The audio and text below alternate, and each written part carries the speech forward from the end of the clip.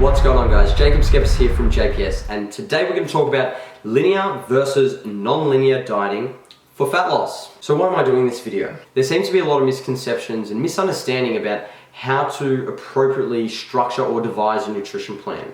Many people miss the forest for the trees in this sense, and they simply focus on daily calorie and macronutrient intakes and don't understand the big picture as it relates to nutrition prescription. So first, let's talk about what we need for fat loss. For anyone who's been following me for any number of years now, you'll know that you need an energy deficit. That is, your body is expending more calories than you're consuming. You can create this energy deficit via your diet or through exercise. So now that we've got that out of the way, let's move on to how we create this deficit. Let's use the example of somebody whose maintenance calories are 2,400 per day. Over the course of the week, their total weekly calorie intake will need to be at 17,000 calories if they are to maintain weight. Let's say we want to create a 15% calorie deficit. That'll bring their total weekly calories down to 14,000. If we average this out across the 7 days of the week, they're going to need to consume 2,000 calories per day to lose fat. So, most definitely they can consume 2,000 calories 7 days a week, and they will start to see changes in their scale weight, their body composition, and so forth until they reach their new maintenance weight at 2,000 calories where they'll need to make an adjustment. However, remember that they need 14,000 calories per week.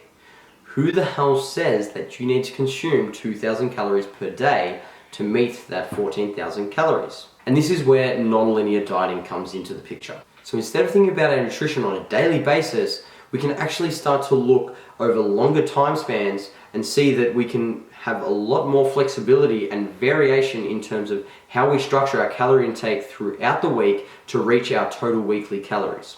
And why would we do this? Well, number one, it can improve adherence.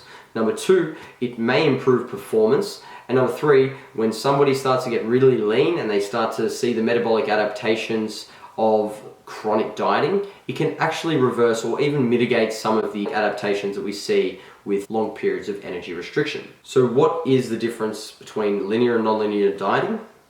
Firstly, all diets will be linear in nature, meaning that as body weight changes over the course of the diet, so too will calorie intake, regardless of how you structure it during the week. So what is the difference between linear and non-linear diets? Firstly, all diets will be linear in nature, meaning that over the course of time, as fat and body weight changes, total weekly calorie intake will need to come down to reflect the changes in body weight and body fat. The difference between linear and non-linear dieting is that linear will have the same calorie intake on each day of the week, whereas a non-linear approach would have variations in calorie intake throughout that week. But again, over the course of time, both will see the total weekly number of calories decrease in alignment with changes in body weight and body fat percentages. So simply put, a linear diet, as you probably now know, means having a straight line.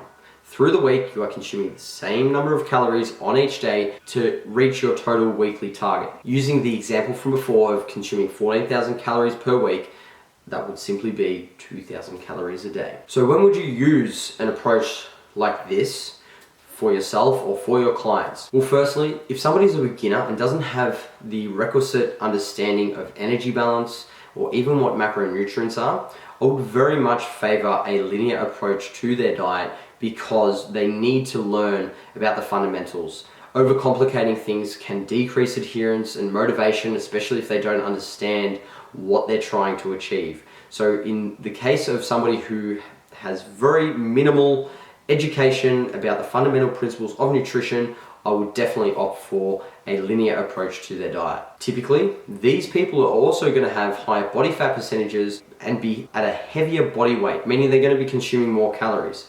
So for this reason, they shouldn't see the need to fluctuate calorie intake throughout the week to improve performance or reverse metabolic adaptations because they've got plenty of body fat and plenty of food. So again, if somebody is at higher body fat percentage and they're consuming a lot of food, a linear approach can be just fine for starting their fat loss phase. And if somebody has very poor nutritional behaviors and habits or a poor relationship with food and body image, I would often recommend choosing a linear approach to dieting again, to take out some of that complexity and to focus more on addressing those behaviors and mindset issues as opposed to worrying about details within their diet. And the benefits of a linear approach are that it's easy to follow. Like I mentioned, it's not very difficult. You eat the same amount of calories each day throughout the week. And for this reason, there's potentially less food focus because you can set up your daily meal plan and simply just eat the same thing throughout the week, or have small changes in the foods that you choose, but you know exactly what targets you're hitting from day to day.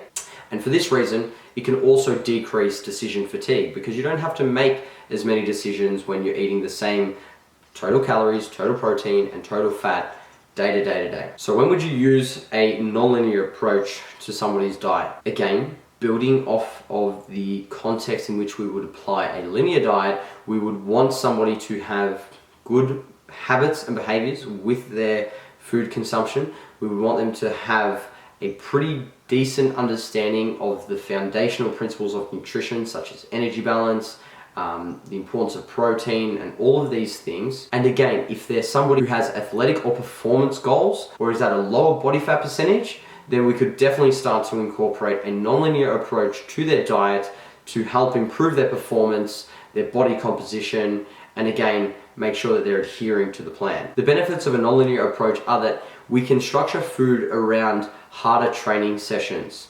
For example, if you have a heavy deadlift session on a Wednesday, you could consume a high calorie day on the Tuesday if you're training in the morning, or on that Wednesday if you're training in the afternoon. And for this reason, we can ensure that we have adequate fuel to support the training and recovery processes. As I mentioned, as somebody starts to get leaner and leaner, there's a lot of metabolic adaptations that are a consequence of being at a chronic period of energy deprivation. Now, incorporating a nonlinear approach, we'll see having days with a high calorie intake, even to maintenance or a slight calorie surplus.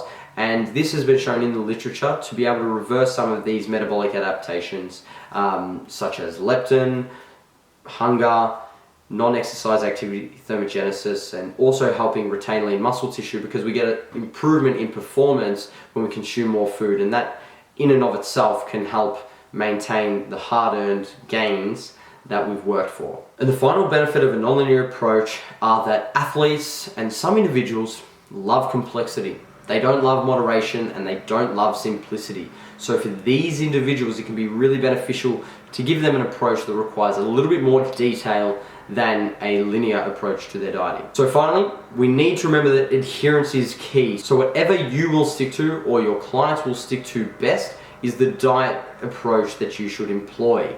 Now, again, a nonlinear approach can be useful in the scenarios that I outlined, but in most cases, a nonlinear approach is going to be favorable, especially because it allows people to adapt their nutrition based on their lifestyle, their schedule, their social life, their training, all of these factors, to make sure that they're enjoying their diet and that it's working for them. Sometimes a nonlinear approach can be too rigid and regimented, and this can really take away from the flexibility of the diet and decrease adherence and overall enjoyment of the diet. So guys, I hope you enjoyed that video. I hope you learned something. If you did like the video, make sure you subscribe to the channel, and I'll speak to you all next time.